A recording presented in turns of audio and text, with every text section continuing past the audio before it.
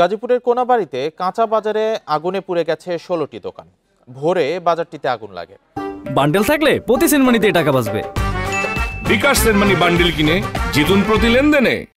Konabari fire স্টেশনের কর্মকর্তা জানান, কাঁচা বাজারের একটি দোকান থেকে সূত্রপাত হয় আগুনের। মুহূর্তে আগুন চারপাশে ছড়িয়ে পড়ে। খবর পেয়ে কোনাবাড়ি ও আশেপাশে ফায়ার সার্ভিসের 4টি ইউনিট আগুন নিয়ন্ত্রণে কাজ শুরু করে।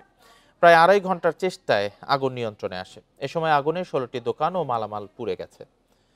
এ ঘটনায় হতাহতের খবর পাওয়া যায়নি। বৈদ্যুতিক শর্ট সার্কিট থেকে আগুনের সূত্রপাত হয়েছে বলে প্রাথমিকভাবে ধারণা করা হচ্ছে। ক্ষয়ক্ষতির পরিমাণ তদন্ত শেষে জানা যাবে।